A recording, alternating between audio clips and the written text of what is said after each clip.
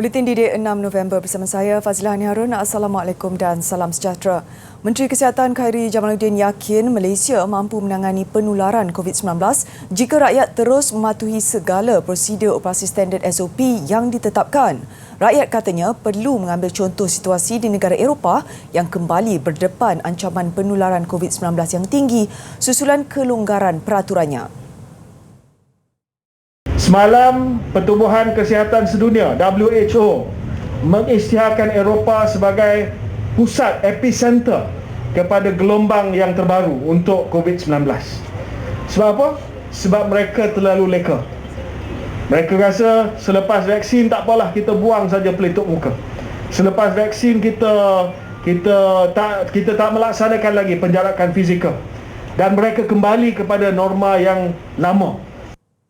Khairy berucap pada majlis penyerahan 2 klinik kesihatan di Penambam Kota Baru dan Klinik Kesihatan Bahagia Kuala Krai. Kerajaan tegasnya tidak akan terikut-ikut dengan cara barat yang terus melonggarkan SOP selain ada negara yang mengisytiharkan bebas daripada COVID-19. Sebaliknya, kerajaan terus mengambil pendekatan berhati-hati dan mengekalkan segala langkah kesihatan awam. Pertubuhan Kesihatan Sedunia WHO semalam menyifatkan kadar penularan jangkitan COVID-19 di Eropah berada pada tahap amat membimbangkan dan sekali lagi menjadi pusat penularan jangkitan. Keadaan itu akibat kelonggaran sekatan dan program vaksinasi tidak meluas. Kementerian Kesihatan KKM hari ini memaklumkan senarai terkini 58 kit ujian kendiri COVID-19 yang telah diberi kelulusan bersyarat oleh pihak berkuasa peranti perubatan MDA.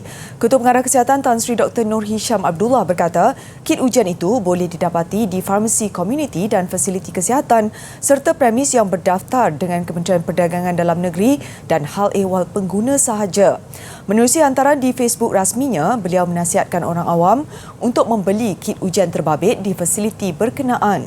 Katanya, orang ramai boleh merujuk senarai lengkap kit ujian itu di portal rasmi atau Facebook dan Instagram MDA.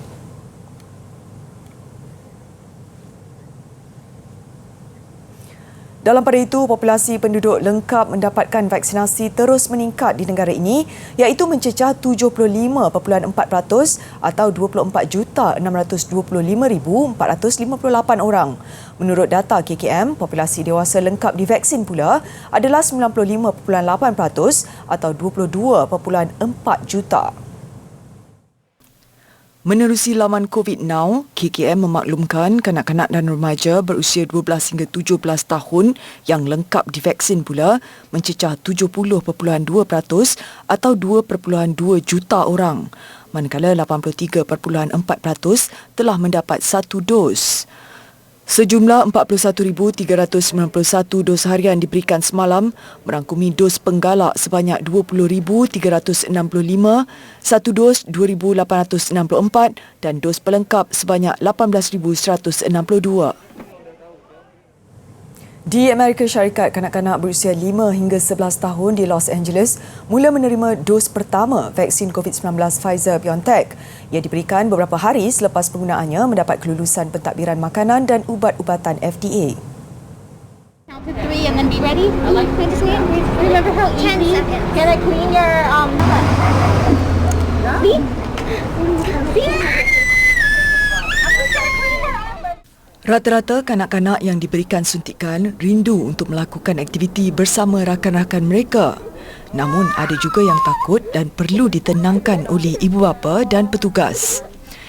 Ibu bapa pula meluahkan rasa gembira dan mengalu-alukan perluasan vaksinasi kepada anak-anak mereka bagi melindungi daripada virus berbahaya itu. I was scared because my sister was screaming and I thought it would hurt, but it didn't hurt. I want my mask to be off and just want normal life to come back.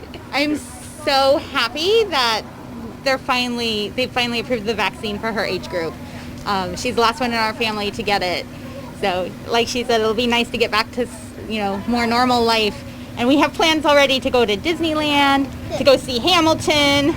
Sasaran Amerika Syarikat adalah kepada program vaksinasi pelajar-pelajar sekolah susulan fasa baru vaksinasi COVID-19 dalam mengekang kematian, kemasukan ke hospital dan kelancaran sistem pendidikan.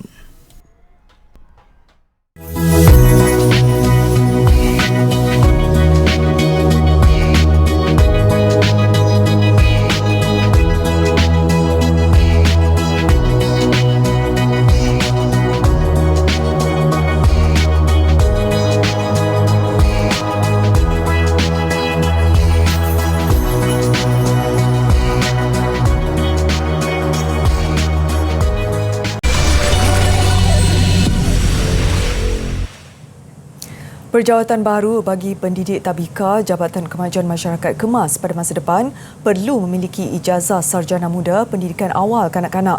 Menteri Pembangunan Luar Bandar Datuk Seri Mahathir Khalid berkata ia bertujuan meningkatkan profesionalisme warga pendidik masyarakat dan menjamin kualiti pendidikan awal kanak-kanak seiring dengan peredaran masa serta kepesatan teknologi. Menurut beliau, kemenjadian kanak-kanak bergantung kepada bagaimana pendidik masyarakat menguruskan mereka dalam kelas kerana proses pembelajaran kanak-kanak ini lebih berat dan payah berbanding murid sekolah rendah.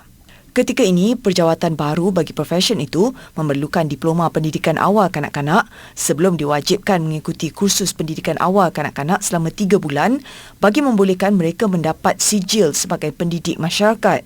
Pendidikan awal kanak-kanak, tegas beliau, perlu seiring dengan kualiti sistem pendidikan yang disediakan dengan meningkatkan kecekapan, keberkesanan dalam aspek pengajaran dan pembelajaran serta kemudahan yang disediakan kepada kanak-kanak.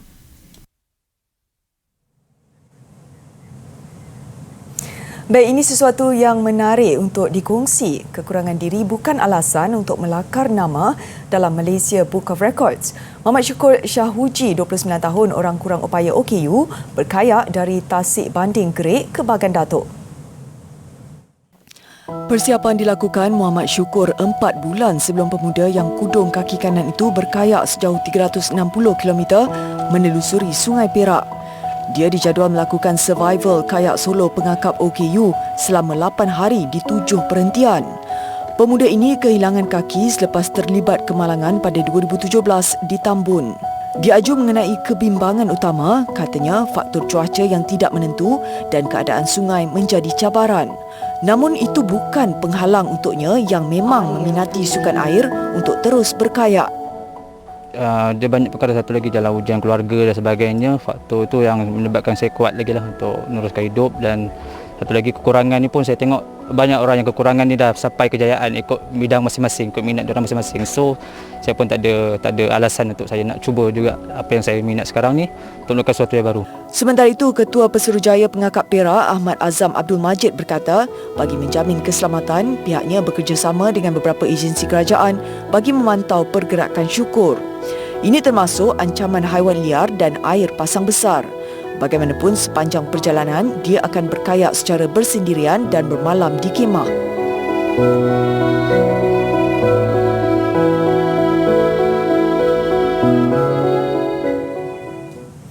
Sebelum ini, ibu bapa sering bimbang dengan ancaman orang luar atau tidak dikenali melakukan perkara tidak baik terhadap anak-anak.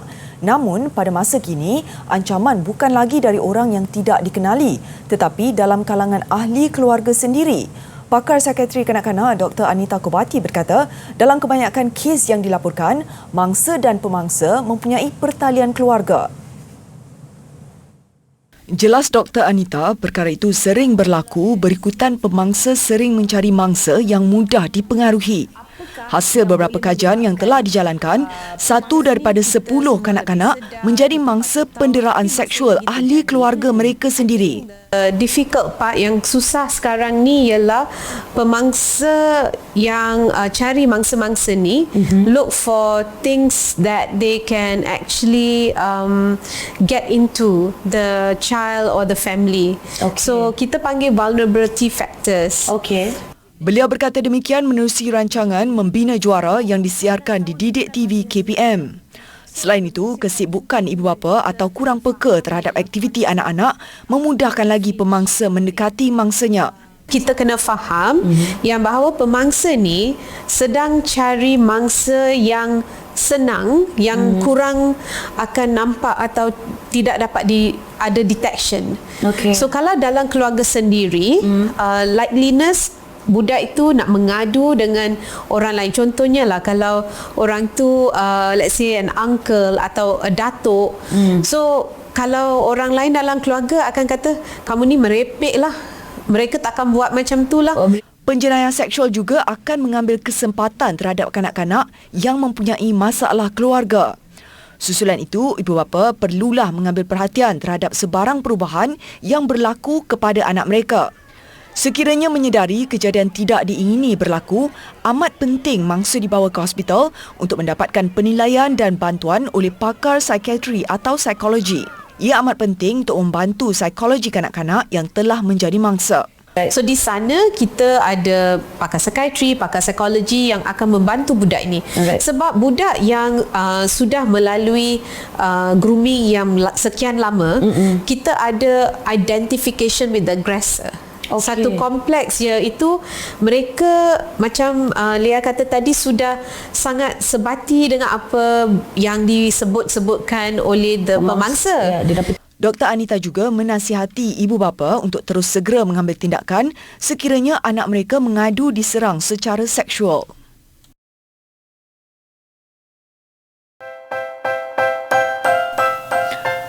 Bumi mengalami lebih kurang 25 juta kilat setiap tahun dengan kira-kira 50 serangan kilat berlaku setiap saat. Purata panjang adalah 2.5 km dan terdapat pelepasan yang meluas di atmosfera selama 20 km.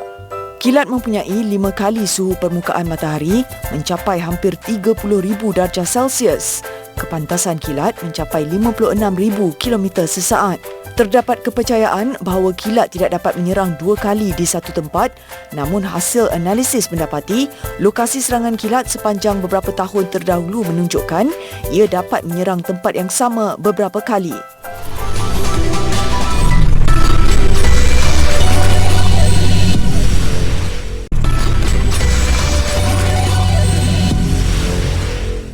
Fenomena air pasang besar yang berlaku di kawasan Kuala Kedah awal pagi tadi bukan sahaja menyebabkan kebanyakan kawasan sekitar dinaiki air setinggi 0.5 hingga 0.7 meter, ia juga telah mengakibatkan banjir terburuk pernah dialami penduduk kampung seberang kota selain menenggelamkan pengkalan nelayan di kampung berkenaan. Menurut penduduk, mereka berasa trauma setiap kali berlaku kejadian air pasang besar selain letih apabila tiba proses pembersihan rumah pada keesokan harinya. Cuma semalam ni dia dah sini pun dah naik sikit-sikit macam ni kan. Wah, waktu dia dalam pukul 1.30 kedua tu dah surut dah. Cuma untuk malam ni lagi banyak. Lagi wah. Dalam 11.30 pun ayat dah naik, tapi dah pergerakan dia lagi laju.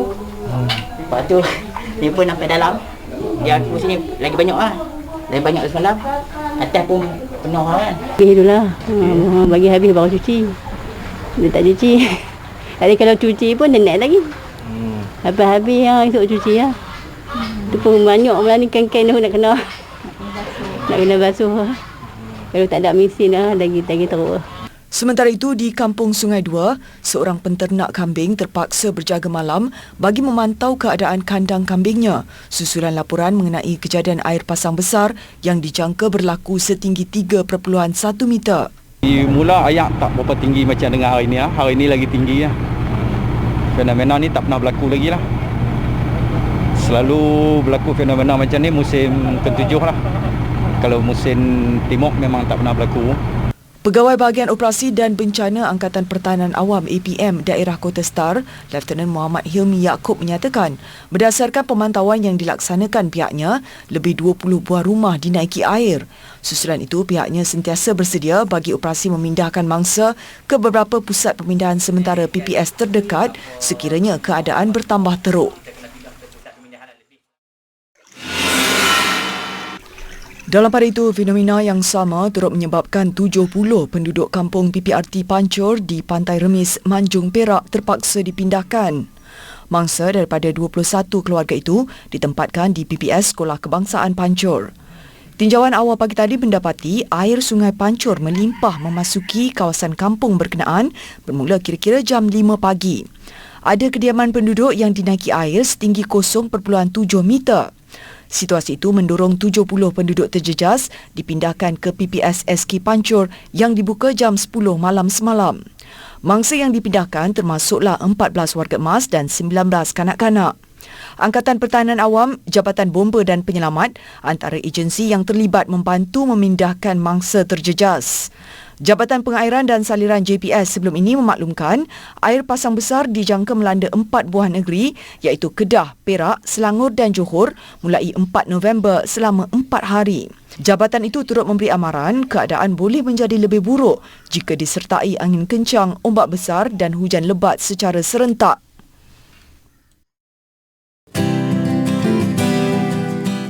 Empangan memainkan peranan yang sangat penting dalam membekalkan saluran berstruktur yang sesuai untuk air mengalir keluar dengan tekanan kuat di kawasan air terjun dan sungai-sungai utama. Selain mengelak banjir di kawasan sekitar, empangan juga penting dalam penghantaran sumber air dan penjanaan elektrik ke kebanyakan bandar. Empangan terbesar dari segi keluasan dan kapasiti simpanan di Malaysia ialah Empangan Bakun, iaitu sebuah empangan hidroelektrik yang dibina merentasi Sungai Baloi di Sarawak. Ia mempunyai saiz lebih besar daripada Singapura. Empangan Bakun setinggi 205 meter dari paras laut, juga empangan terbesar di Asia selain Three Gorges di China. Bakun turut membentuk tasik buatan manusia terbesar di Malaysia mengikut isi padu dan luas kawasan, di samping menjadi penjana elektrik terbesar mengatasi tasik empangan Pergau di Kelantan. Tali atau kabel penghantaran bawah laut Bakun adalah yang terpanjang di dunia, mengatasi talian penghantar dari Norway ke Belanda. Empangan Bakun mampu menjana tenaga elektrik sebanyak 2,400 megawatt.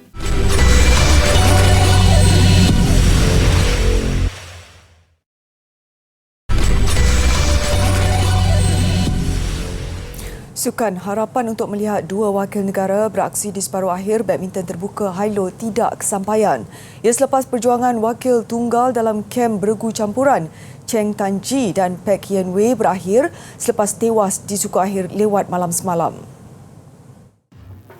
Turun menentang pasangan dari Thailand, Supak Jongko, Supisara Pawesampran, wakil negara tetap memberi saingan sengit. Ketangkasan pemain lawan nyata menjadi duri dalam daging buat Tang Ji dan Yen Wei mencipta kebangkitan sebelum kecundang straight set dalam tempoh 34 minit pada aksi yang berlangsung di Saarbrücken, Jerman.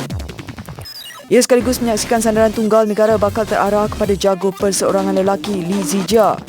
Juara All England ini ditentang pilihan ke-6 Kidambi Srikanth dari India malam ini. Untuk rekod, ini pertemuan kali pertama buat kedua-dua pemain dengan Zijia di ranking lebih baik iaitu ke-8 berbanding lawan di posisi 15 dunia. Beralih ke saingan bola sepak Piala AFC, Kelab Gergasi Liga Bahrain Al-Muharraq merangkul gelaran kedua dalam sejarah pasukan selepas menewaskan juara 2011 FC Nasaf di peringkat akhir semalam dengan kemenangan 3-0. Berlangsung di Stadium Sheikh Ali bin Muhammad Al Khalifa, tuan rumah berjersey merah tidak mengambil masa lama untuk mendahului permainan apabila meledak gol pembukaan seawal minit kedua. Gerakan cantik dari kiri padang berjaya disudahkan Mahmud Al-Magdi yang melepaskan lembatan cantik dari luar kotak penalti sekaligus menggamatkan lebih 18,000 penonton di stadium. Bersambung babak kedua, Al-Muharraq terpaksa menanti sehingga minit ke-74 untuk menggandakan jaringan. Kali ini disumbangkan Hussein Jamil yang memudahkan lorongan cantik rakan sepasukan bagi meneruskan penguasaan tuan rumah dengan catatan semasa 2-0. 6 minit berselang, giliran Flavio Carioca menambah derita Nasaf selepas dia menjaringkan gol ketiga, menyaksikan kedudukan itu kekal sehingga tamat permainan. Untuk rekod, kali terakhir Muharraq menjuarai Piala AFC adalah pada edisi 2008. Dengan kemenangan ini juga, Muharraq menempah slot beraksi di Liga Juara-Juara AFC musim depan.